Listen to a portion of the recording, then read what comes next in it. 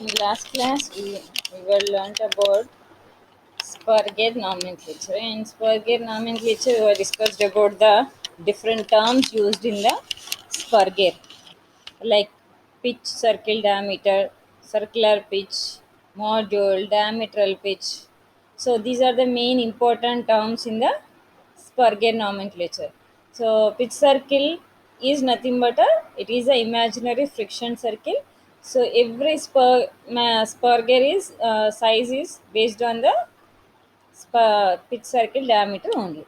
Next is circular pitch is the distance between the successive tooths along the pitch circle along the pitch circle. So next one is module is d by t, that is pitch circle diameter by the number of teeth on the gear. Next one is diametral pitch is a reverse of module, that is number of teeth by pitch circle diameter is the diametral pitch. So these are the very important terms used in the Spurgeon nomenclature. To correct mesh with to to correct mesh, two gates must and should have same circular pitch as well as module for the correct mesh. These are the important terms in the Spurgeon nomenclature.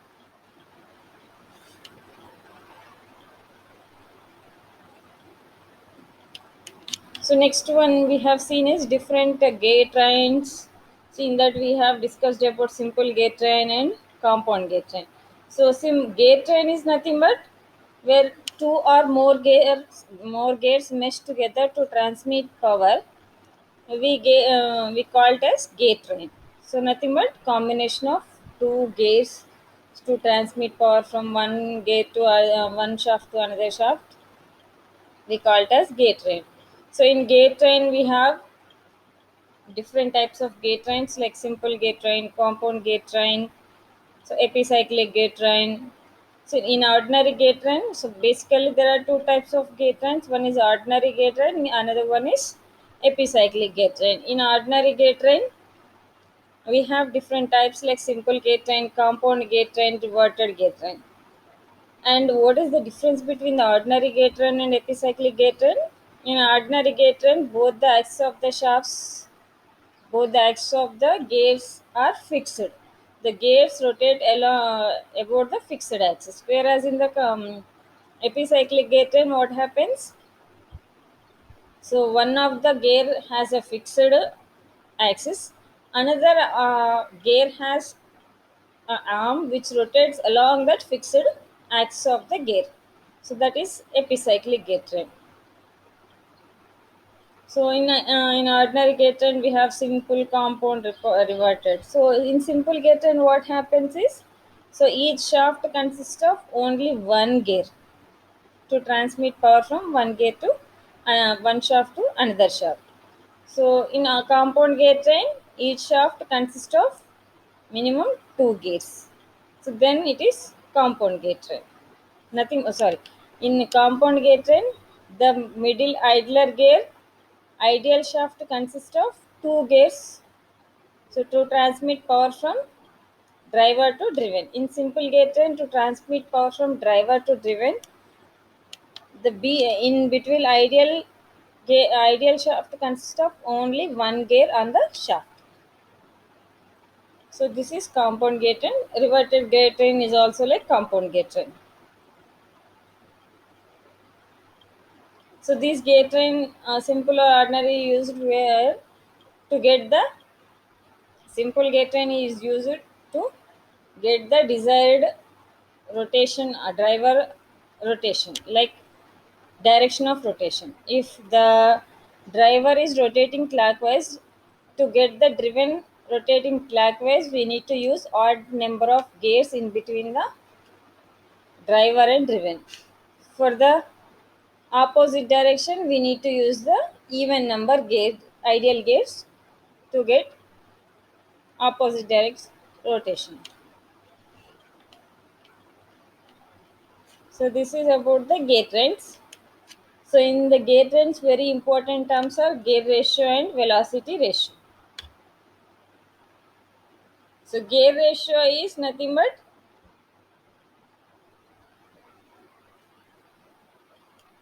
gear ratio is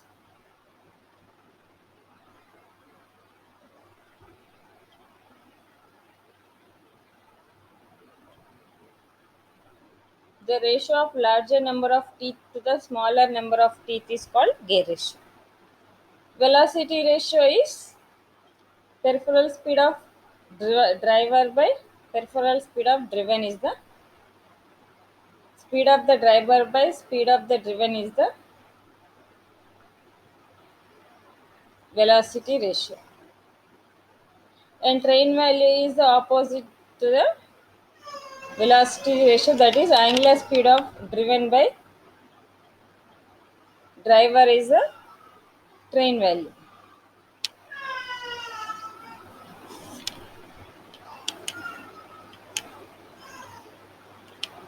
So this was the last class. Today we are going to see about gate trains for screw cutting on lathe, reverted gate train. So this is one type of ordinary gate train. We'll see the reverted gate train and back gear of lathe using reverted gate train. So these three we are going to see in this class. So next one is gate train for screw cutting on lathe.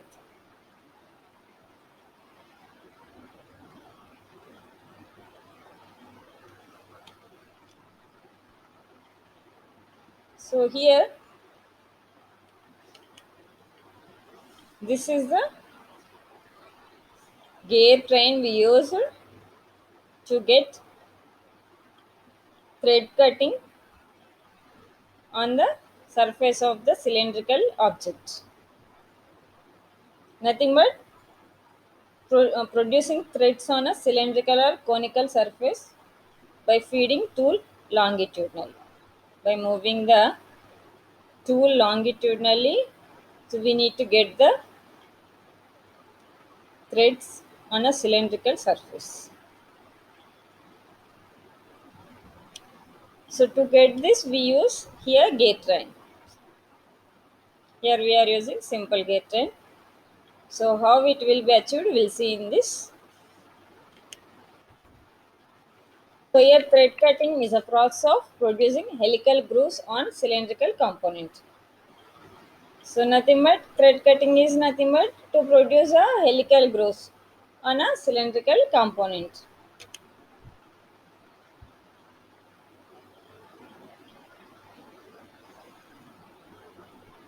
So here we use center lathe for the thread cutting, internal or external threads.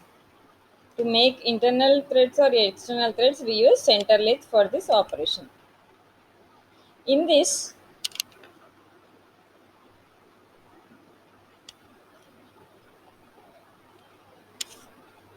saddle is nothing but the below one.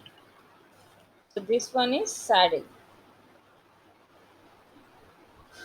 So this is spindle and this is saddle. Saddle is nothing but a cutting tool and spindle is nothing but a workpiece.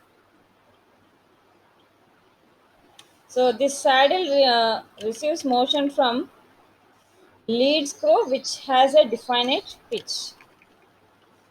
So this is the lead screw. This lead screw receives the motion from the train value,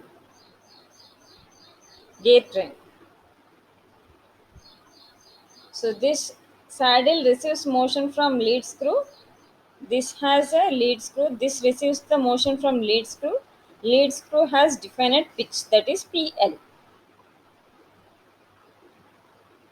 So here the necessary condition for cutting screw is that in one revolution of workpiece, in one revolution of spindle, the tool travels a distance equal to the pitch of thread to be cut.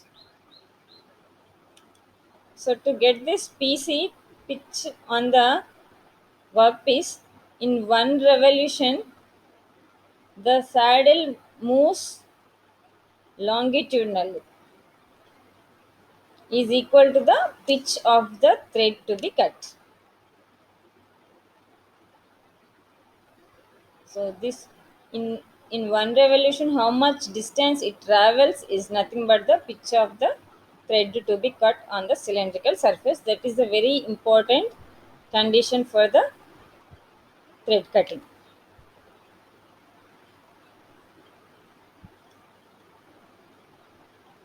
So here this tool moves in one revolution of longitudinal movement of this saddle for one revolution of this spindle is equal to the pitch to be cut on the sp- cylindrical surface. That is nothing but pitch of the thread.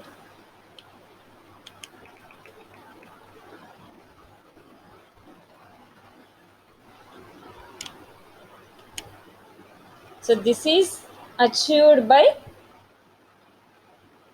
gear train between lead screw and the lathe spindle.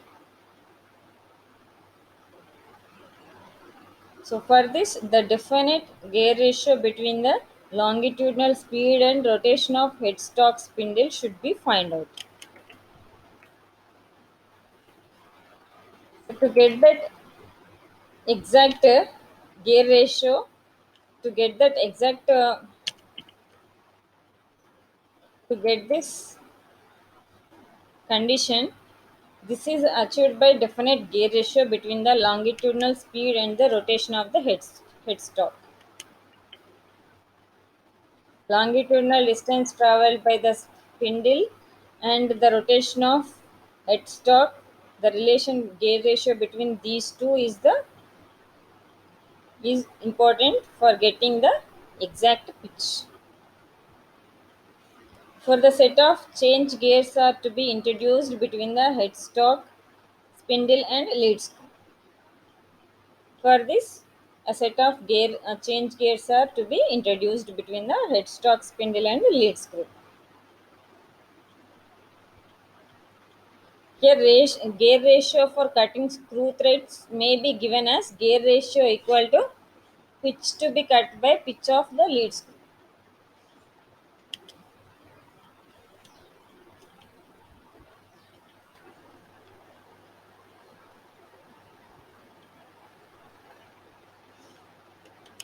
So here, exact gear ratio should be maintained to satisfy the condition as to satisfy the condition that for one revolution of spindle, the tool travels a distance equal to the pitch to be cut. Further, the gear ratio of for cutting screw threads may be given as gear ratio equal to pitch to be cut by pitch of the lead screw. So pitch to be cut by pitch of lead screw is nothing but equal to number of teeth on driving gear by number of teeth on driven gear.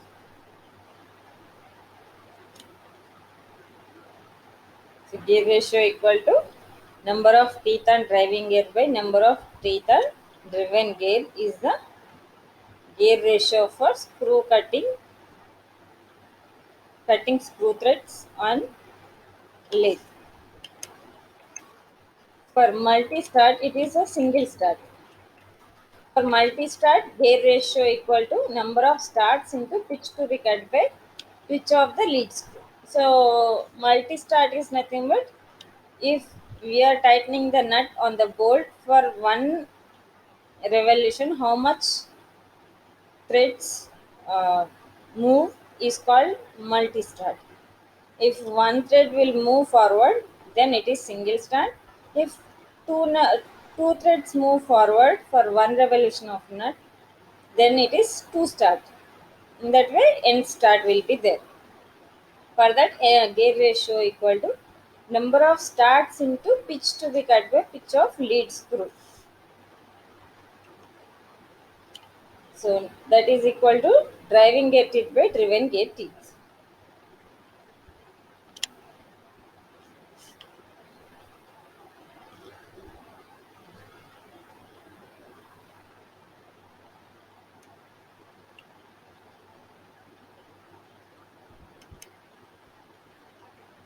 So here we can see, so this lathe with simple gate train and lathe with compound gate train. Here we can use simple gate train and we can use the compound gate train also.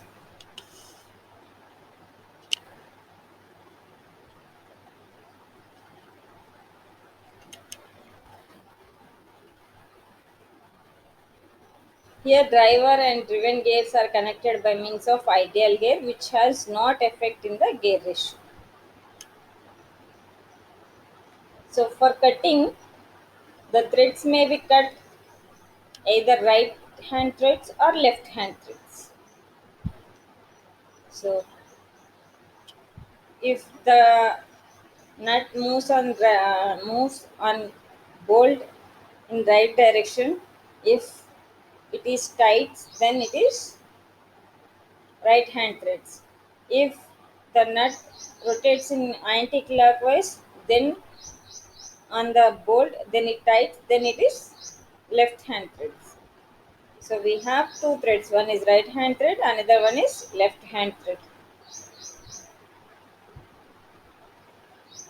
So when right hand threads are to be cut on the lead screw, so for right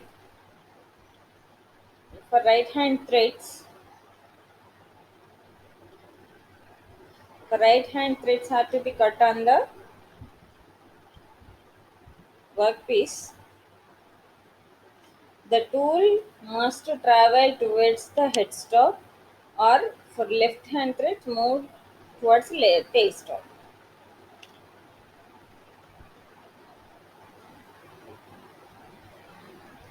For right hand threads are to be cut, the lead screw has to rotate clockwise and tool should move from right to left, that is towards the headstock. And the spindle also rotates in the same direction as in the clockwise direction. To get the right hand threads, lead screw has to rotate in clockwise and tool should move from right to left, that is towards the headstock. So tool moves from right to left, that is towards the headstock. And the spindle also rotates in the same direction as clockwise. So in that case we have to use, for both lead screw and workpiece has to rotate in the clockwise. So in that case we have to use odd number of gears in between the driver and driven gears. So we can, in that case we can use either simple gate train or compound gate train. For simple gate train, we have to use single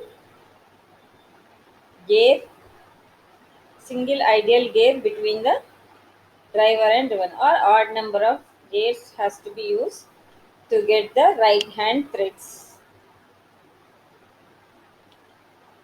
For left hand threads,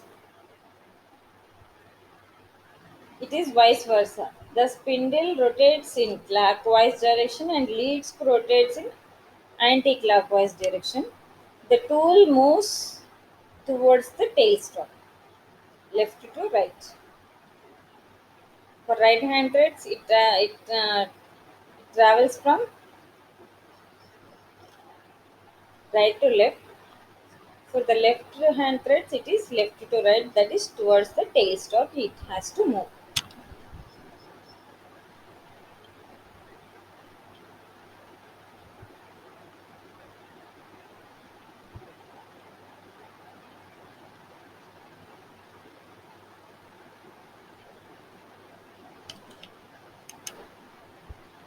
So number of ideals depends on the type of thread. If it is right hand thread, we need to use the single ideal gear or odd number of ideal gears.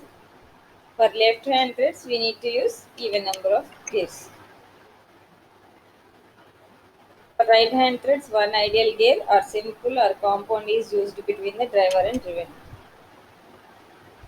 For cutting left hand thread, second ideal gear inserted either between gears A1 and A2 or between B1 and B2 to reverse the direction of motion.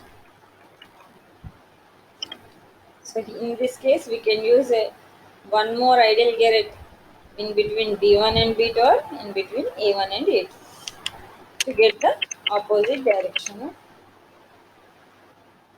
or reverse direction of motion.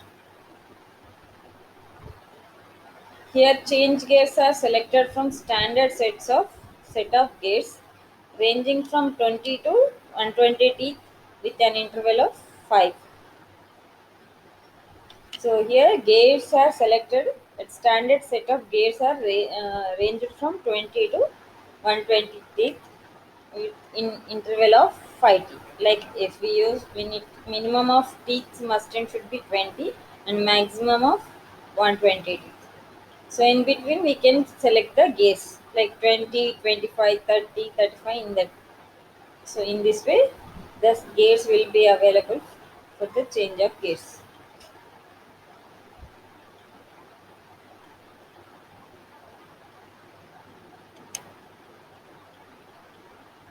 So here gate train for cutting metric threads on a lathe with an English lead screw.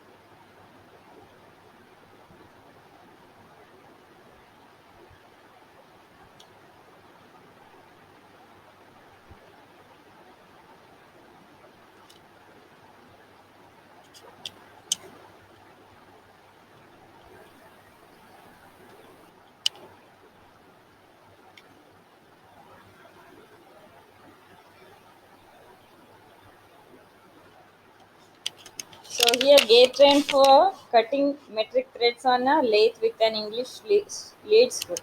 So here English lead screw, the the pitch of the lead screw is given in inches. So in that case, to get the metric threads may be produced on a lathe with the standard English lead screw in which the pitch of lead screw is given in inches. So pitch of the lead screw, English lead screw is given in inches. But we need to get the screw threads in metrics. To get that, an additional gear with 127 teeth is incorporated in gear train to get the metric screw threads. For that gear ratio formula is gear ratio equal to pitch to be cut by pitch of the lead screw. Pitch to be cut is nothing but PC by pitch of the lead screw is PL, but it is given in inches, but we wanted in metrics, that is in mm. To get that, what we need to do is we need to multiply with 25.4 to get metric screw threads. So if you multiply by 5 on both sides, then PC into 5 by PL into 25.4 into 5. So 25.4 into 5 is 127, that is 127 PL. Here N is the number of starts. So to get the English lead screw, to get the metric threads on English lead screw lathe, then gear ratio equal to 5 into N into PC by 127 PL. So here to get the metric metric threads on English lead screw, we need to incorporate a special gear of 127 teeth.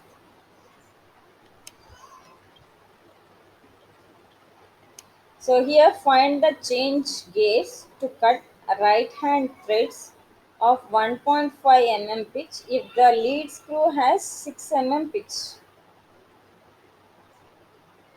The change wheels available range from 20 teeth to 150 teeth in steps of 5 teeth. So here range will be minimum of 20 teeth and maximum of 150 teeth is available in steps of 5 teeth.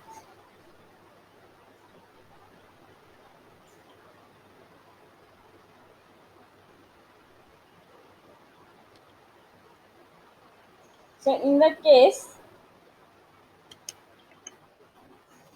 the pitch to be cut is PC equal to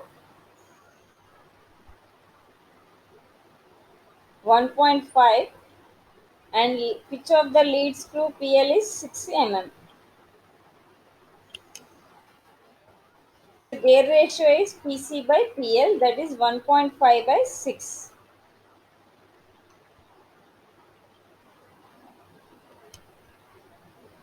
So here 1.5 by 6 is multiplied by 10 by 10, then 15 by 60. You will get the 15 by 60. So here 15 can be divided into 5 into 3 by 60 is 12 into 5 will be the 60. So the ratio maximum multiplication we need to take. The 15 will be 5 into 3 and 60 will be 12 into 5. So here the minimum should be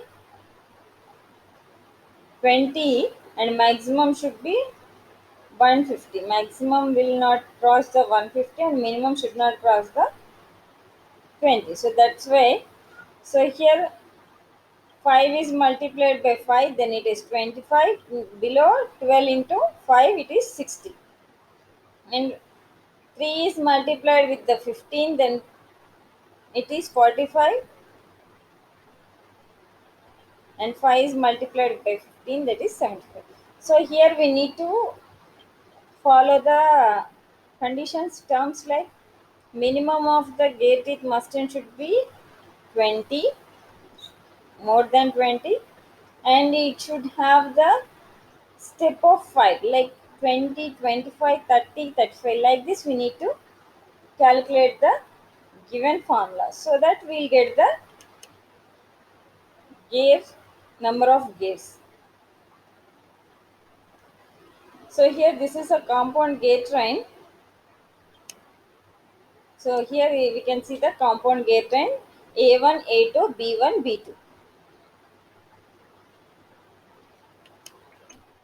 The number of teeth on different gears of compound gear train are number of teeth on driving gear A1 is equal to 25 and A2 will be 60 because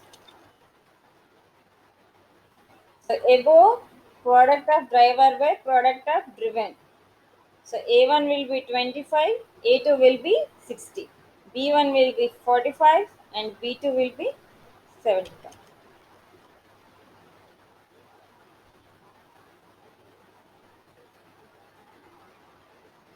So this is how we can calculate the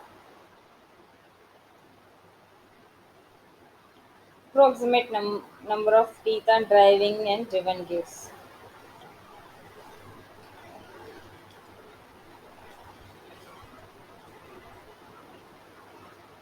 So here one condition we need to check is it the minimum number of gears must and should be about 20 and all the gears are in steps of 5 like 20, 25, 30, 35.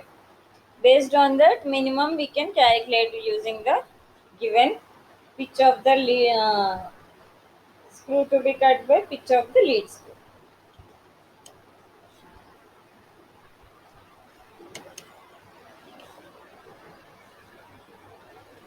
So in this way we can do n number of problems based on the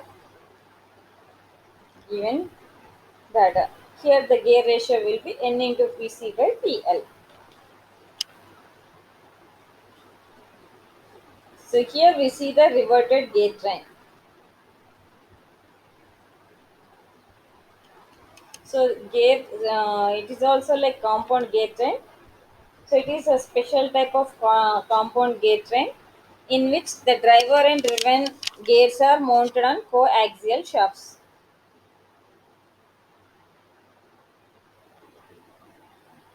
So when the axis of the first gear, that is driver, and the last gear, that is driven, are coaxial, then the gear train is known as reverted gear train. Here, this gear train reduces the space occupied by the gate train.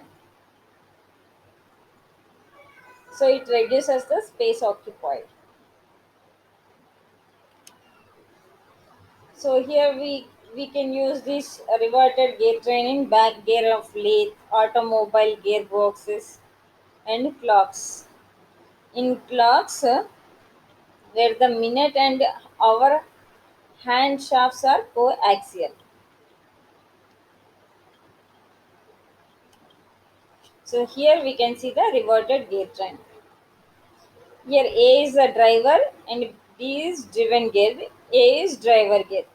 So where A is connected to an ideal gear, that is B, and B and C are on the same axis on the same shaft, so that C is connected to D, that is the driven gear.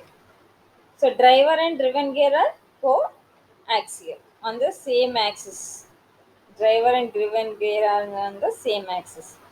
So here it is a compound gate train only. It is a special type of compound gate train where B and C is connected to the A and D, which are coaxial.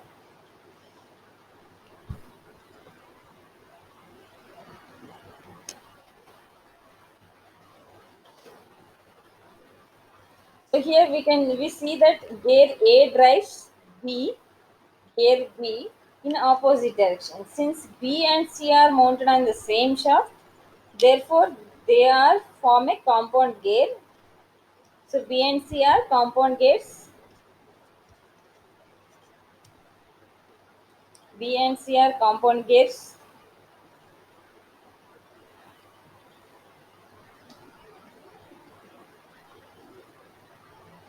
So compound gears. So that's why A rotates in, if the A rotates in clockwise, D rotates in anti-clockwise. So where C also rotates in anti-clockwise, because B and C are on the same compound on the compound axis. B and C are compound gears. So that's why B and C rotates in anti-clockwise.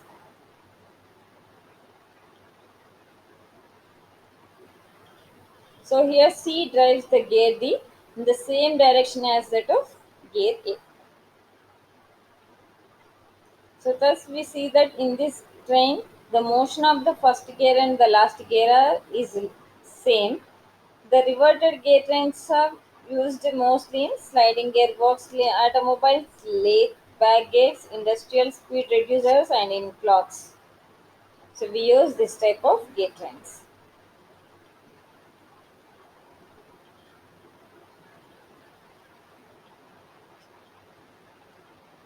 At last, A and C rotates in same direction, clockwise direction. Here we can see B and C are rotates in anti-clockwise direction, and A and D is rotates in clockwise direction. So here the central distance between the each pair of gears is same.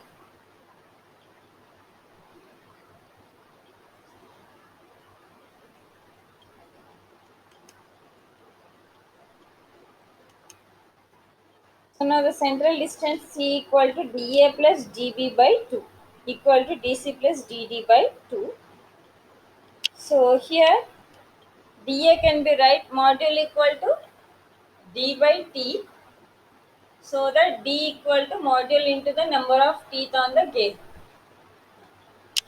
So in this condition, to correct mesh of two gates, the both gates must and should have same module. So that's why we M will be the common for dA and dB. So here we can take dA plus dB equal dA plus dB into M1 by 2 equal to, for the correct mesh of C gear and D gear, the both the gears must and should have same module. Then TC plus TD into M2 by 2. So if all the gears are of same model, then same pitch and same model, then TC TA plus TB equal to TC plus TD is the condition for reverted gear train.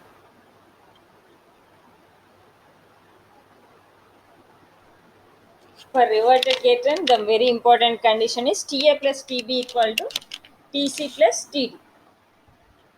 And also we know train value nd by na equal to speed of driven by speed of driver equal to number of teeth and product of number of teeth and drivers by product of number of teeth and driven. nd by na equal to ta into tc by tb into td. Product of teeth and drivers by product of teeth and driven.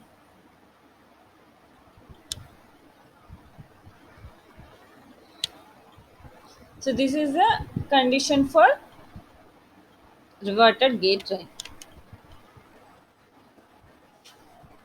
So now here we can see the back gear of lathe.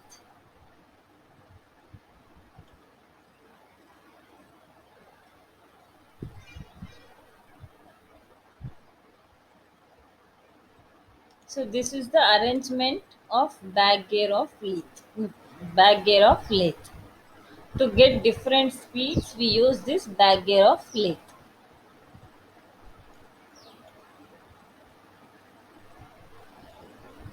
So here the spindle speeds of the lathe are changed by shifting the belt from steps of one to other in the stepped cone pulley.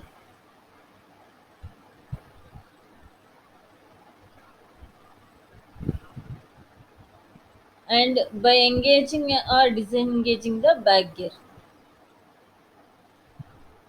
So to get the different speeds of spindle on the lathe is achieved by changing the by shifting the belt from one step of the cone pulley to other, and by engaging or disengaging the back gear.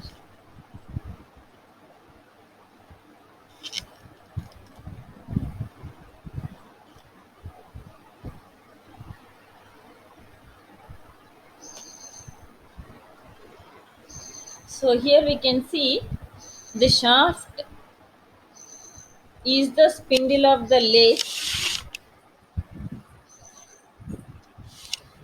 So here the shaft is the spindle of the lathe upon which a large wheel is keyed.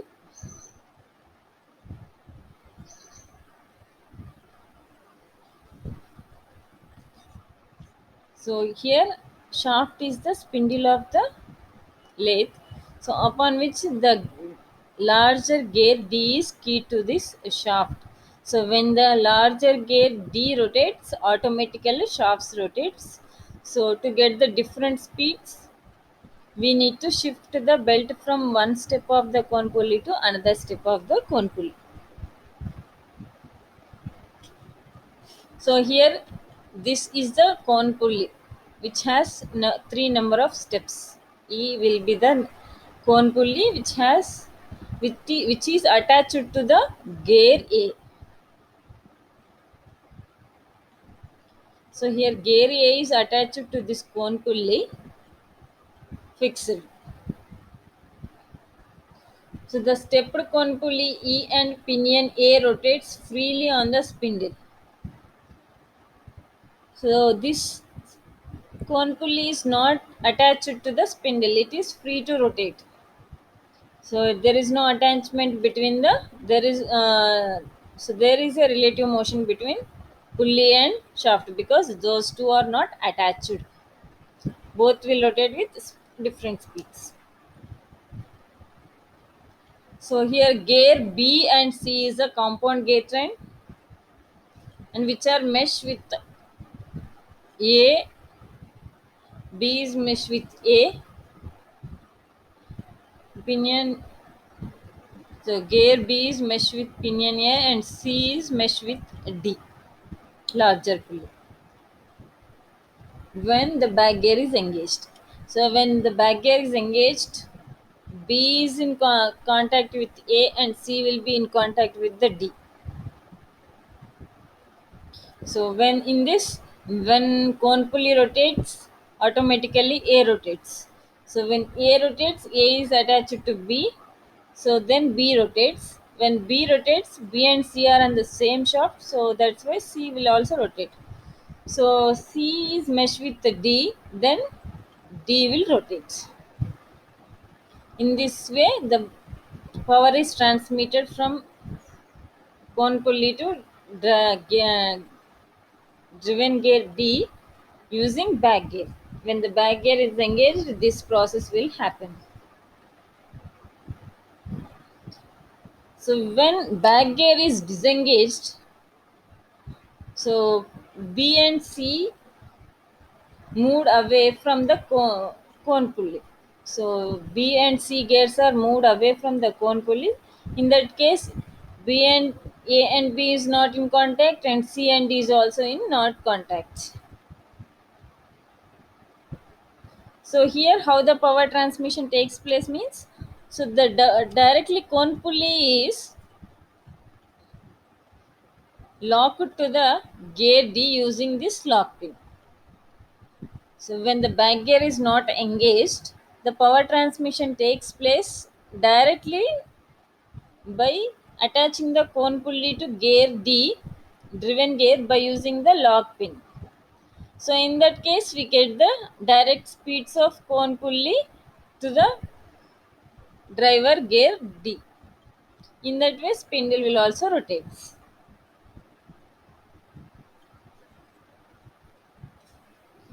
So when the back gear is engaged means, if the slow or spindles are desired, the back gear is engaged in position. In that case, B and C engages with A and D. The cone pulley is disconnecting from the gear D. So when we require the low speeds only, back gear will in contact with the A and D. So in that case, cone pulley is disengaged with the gear D. So in that way, again the power is transmitted from cone pulley to gear A to gear B to gear C, and gear C to gear D. Thus, the speed from cone pulley is transmitted to spindle through this gear train.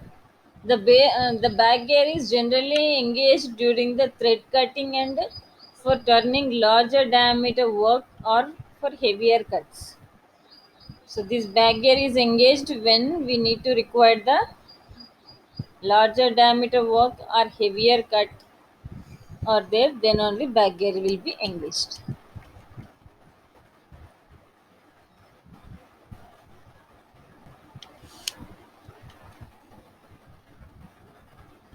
So three steps of cone pulley of lathe is shown in figure. The spindle speeds of lathe are changed by shifting the belt from one step of the cone pulley to another, and by engaging or disengaging the back gear. The pinion A is attached to cone pulley, which is freely mounted on the lathe, and gear D is key to the lathe spindle. Gear B and pinion C are compound gears and are in mesh with the pinion A and D respectively when the back gear is engaged. When the back gear is disengaged, gear B and pinion C moved away, and the pulley is locked to gear D by lock pin. So when heavier speed is needed, belt is shifted to smaller step. For lower speed, higher diameter step is used. If further slow speeds are desired, then the back gear is engaged. When the back gear is engaged, the cone pulley is disconnected from the gear D. This brings back gear into position so that pinion A meshes with gear D and pinion C with gear D. A meshes with the gear B and pinion C with the gear D. The speeds of the cone pulley is transmitted to spindle through gear train. So this is what the back gear of lathe. The back gear of lathe is mainly used where the very slow speeds are required. When speed reduction is required, then only we use the back gear. Otherwise, back gear will be disconnected from the spindle, and direct cone pulley speeds are transmitted to the gear tip and to the spindle of the lathe.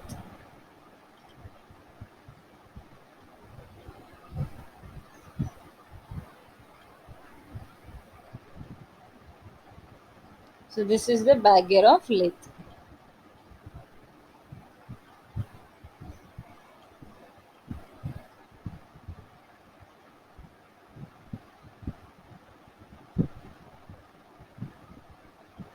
This is the best example for the reverted gate trains.